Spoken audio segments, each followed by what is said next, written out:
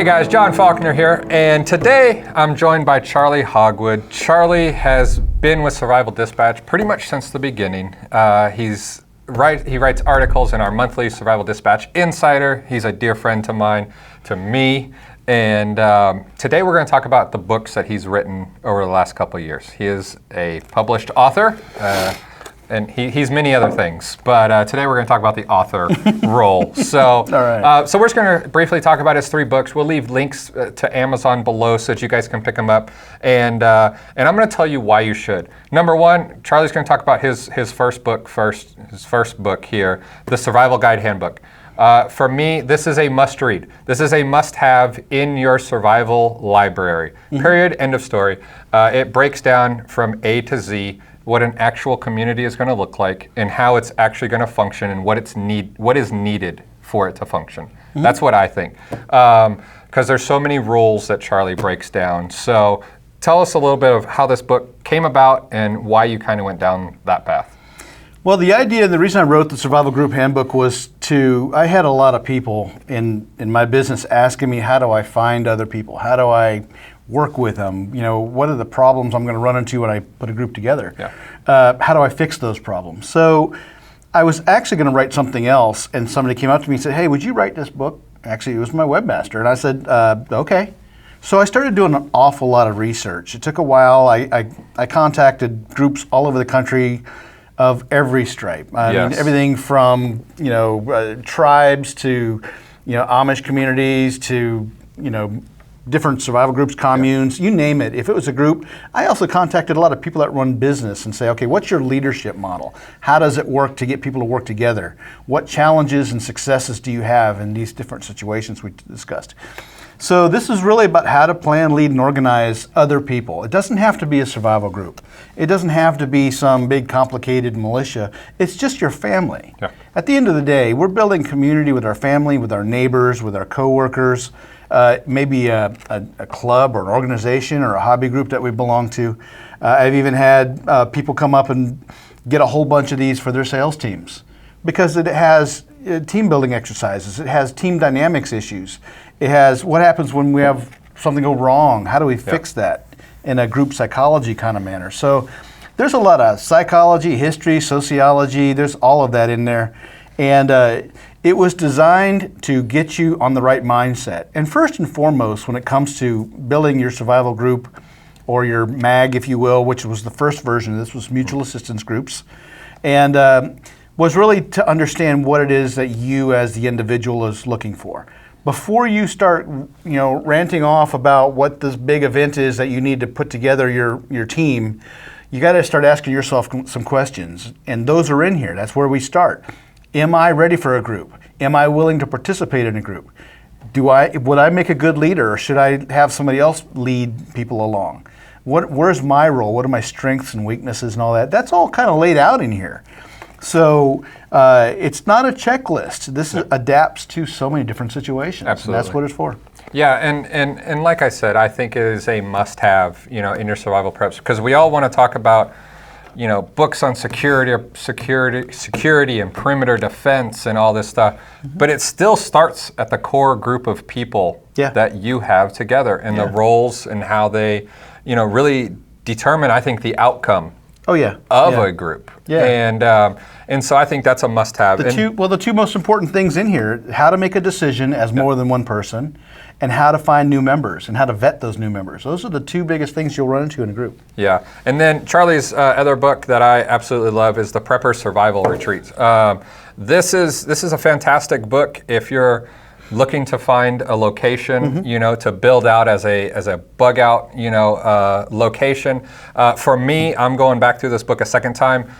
We purchased some new property. We're building a new house, and I'm just looking for things like, how does it look in the neighborhood? And it's a small neighborhood, but how does it look in the neighborhood? What's around the surrounding areas?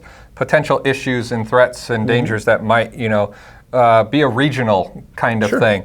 But this book really breaks down, just from home fortification and, off-grid preparedness and things like that, that really, I think it gets you thinking a lot and asking questions of what you really want to get out of a piece of land. Because the last thing you want is, say you build this house or something, you're like, oh, this is where I want to retire, and then you realize, ooh, this is can I make it here? Right. Do I have the resources I need? What's important to me?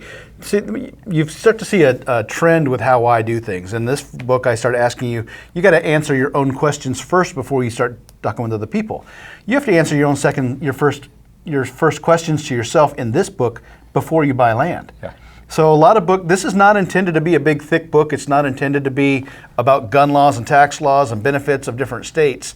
This is about you and your family.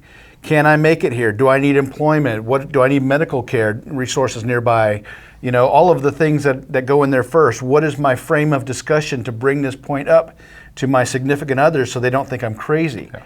So it's strategic relocation.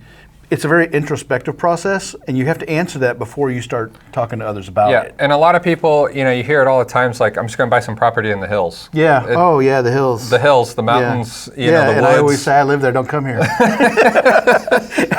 if you don't know anybody there, and you show up, and there's some type of an event that drove you up there, the people who live in the area are not going to want you there. Yeah.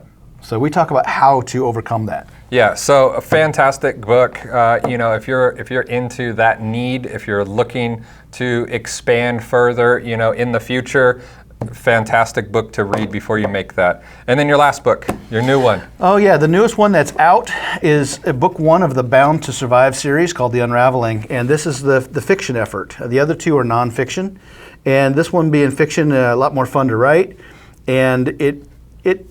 If you know me, you know that I do a lot of group consulting. I talk about how to put people together and stuff in groups. This is what happens when you started to do that, but maybe you were late doing that. And then something really happens. And it's got a lot of headlines ripped straight from the news that are current today and headlines that have been going on for quite a while, actually. So the idea being a bunch of regular people. There's no tactical ninjas in here. Yeah. They're regular everyday people. We have strong female characters in here, which a lot of the readers seem to love, and we have some weak male characters in here too. So we got a little bit of everything. And the idea is, when you're not ready, what happens when things fall apart? And then, book 2, the title will be The Road Trials, and The Road Trials picks up where this one lets off. And it really goes to show what happens when you thought you had everything together, when you found that you were on the move and don't any longer have everything together. Try not to give away any spoilers, but... the bag ain't going to get you very far. Well, that bag that you may have used to had. Yeah, he didn't even get a chance to run out of it. Yeah. So they run into some pretty serious issues, and I'll always say in everything I do that people are always your biggest problem. Yeah. In this series of books, I'm going to lay that out, how people are going to be your problem. We are going to run into some cults. We're going to run into some civilians that are unprepared. We're going to run into desperation and greed and panic. And we're going to see all kinds of the behaviors in there. And I had to really resist not to put all the answers that I would say that these guys, like I would recommend to do. They're going to figure this out the hard way. And there are going to be some hard learned lessons. Yeah, and what I like about Charley's book, same with Chris Weatherman and other fictional writers.